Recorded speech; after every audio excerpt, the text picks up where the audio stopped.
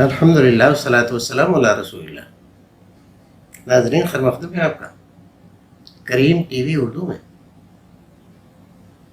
آج کی مجلس میں ہم ایک سوال اور اس کا جواب آپ کے سامنے رکھیں گے۔ سوال ہمارے پاس آسٹریلیا سے آیا ہے، خاتون نے اپنا نام نہیں لکھا۔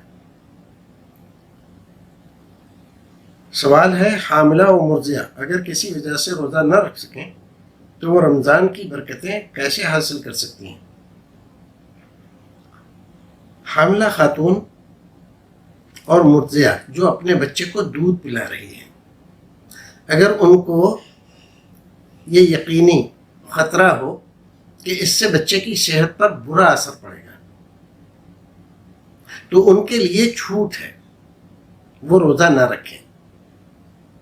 اللہ رب العزت نے دی ہے، مولویوں کی طرف سے نہیں ہے، اللہ رب العزت نے ان کو یہ چھوٹ دی ہوئی ہے، تو ان کا کوئی عمل کم نہیں ہوتا۔ اور رمضان کے مہینے میں عبادات کی ایک قسم نہیں ہے، یعنی صرف روزہ ہی عبادت نہیں ہے، اور بھی بہت ساری چیزیں ہیں۔ تلاوت قرآن ہے، تسبیحات ہیں، تحلیلات ہیں،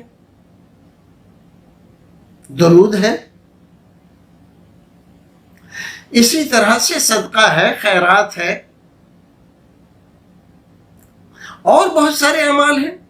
تو رمضان کی خیر و برکات سے اگر ہم اپنا دامن بھرنا چاہتے ہیں تو روزہ ہی ایک واحد چیز نہیں، روزے کے علاوہ بھی ہے۔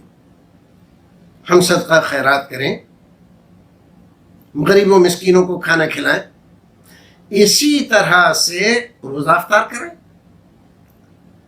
روزہ افطار کرنے سے اتنا ہی ثواب ملتا ہے جتنا روزہ رکھنے سے، اور جس کو آپ افطار کراتے ہیں اس کا ثواب کم نہیں ہوتا، اس کا ثواب اتنا ہی رہتا ہے۔ اللہ رب العزت اپنی طرف سے اس کو ثواب عطا کرتا ہے ایک روزے کا۔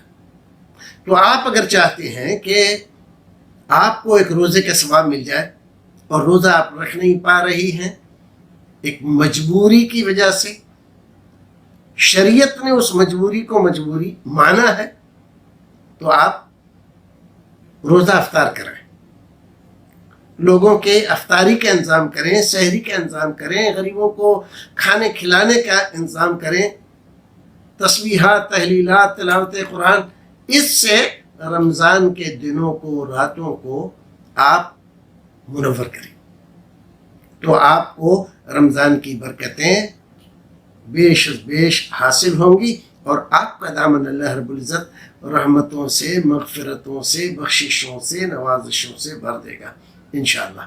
ہمیں چاہیے کہ رمضان کے مہینے کو غنیمت جان کر زیادہ سے زیادہ عبادتیں کریں۔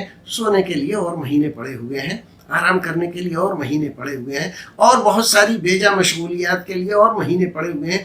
رمضان کے مہینے کو کم سے کم ہمیں اس اعتبار سے برتنا چاہیے کہ یہ اور مہینوں سے الگ ہے۔ اللہ رب العزت ہمیں اور آپ کو نیک عمل کرنے کی توفیق عطا فرمائے۔